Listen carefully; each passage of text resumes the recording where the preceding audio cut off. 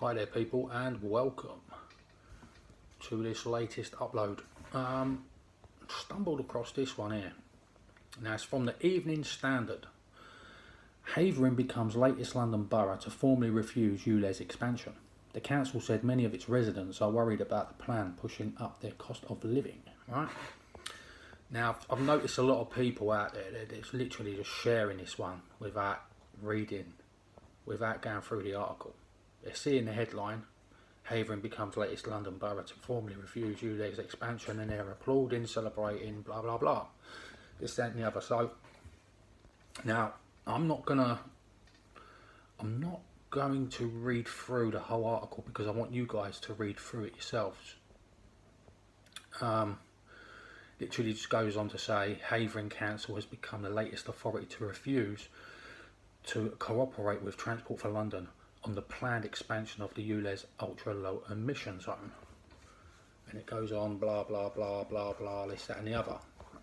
So as I said, a lot of people just share it straight away without doing any without reading it yourself. You know what I mean? I mean, come on, just read the article.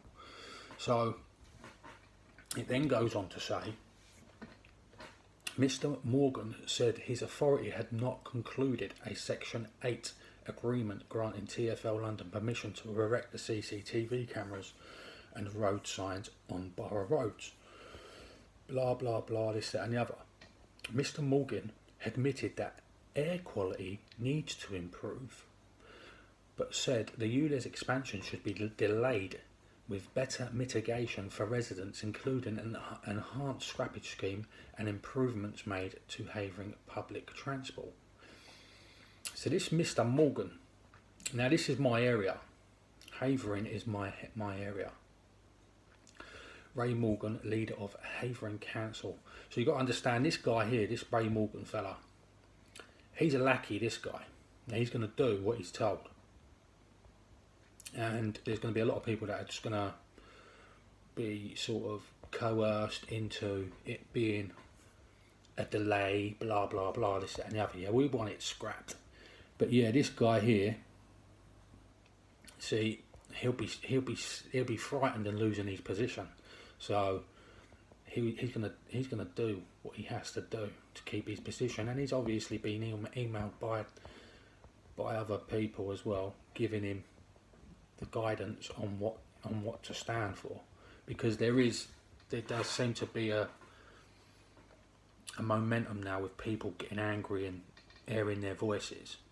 So at times like this, what they usually do is all that energy and frustration, they'll move you away to a delayed approach. We'll delay it for you. Yeah, we're not going to scrap it, we're going to delay it for you. It's all techniques they use. And I did mention that in the post before this one, to watch out for that technique that they use, where they'll offer you a temporary halt and stuff like that.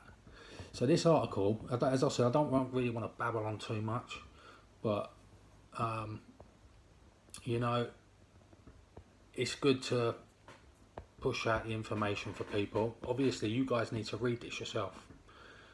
Don't rely on me, do your own thinking. It also states at the bottom, near to the very bottom, a source close to the Mayor of London said, "We have no time for inaction when around 4,000 Londoners die early due to toxic air,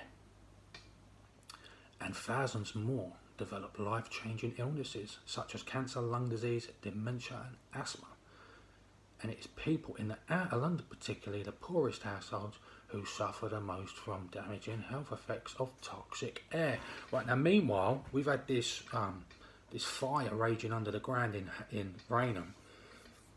See, I've been told, not personally, but I've actually heard from people that know people who live in the area that thing's been going on for over 10 years. The mainstream media said it's been going on for 10 years. I've been told it's been going on for a lot longer than 10 years. So yeah, they're going to use all this, and these media outlets are all on board with the whole agenda, with the whole green agenda, because they're all privately owned. So if it's truth that you want from these media outlets, you're not going to get it. Not one of them. are going to give you the truth. They're coming out with the 4,000 Londoners dying. Well, that's estimated. That was the study they done was estimated. So they're just theorising. They're conspiracy theorists. They're actually conspiracy theorists, right? So, yeah, 4,000 Londoners died early due to toxic air. See, they're not. It's quite mad, because obviously when you go onto the Office for National Statistics, I'm seeing numbers like excess deaths, like 3,000 a week. 3,000 a week. Zero. Absolutely zero. Totally media blackout. So they're coming up with all these numbers and blah blah blah. As I said, Evening Standard, please do not share anything that comes off of these mainstream articles without reading what you're sharing, because it's going to be filled with a load of crap in it, and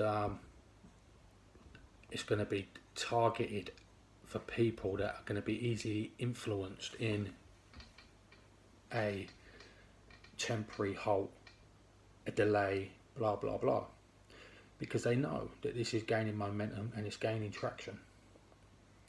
There's a lot of people annoyed by it, me being one, because of all the lies and the deceit, etc. So yeah, just please read through the whole article. I'm going to copy and paste this and I'm going to whack it on the bottom of the comment section of this video. I won't keep you guys here too long. I do hope you all have a splendid evening, and goodbye. Cheerio.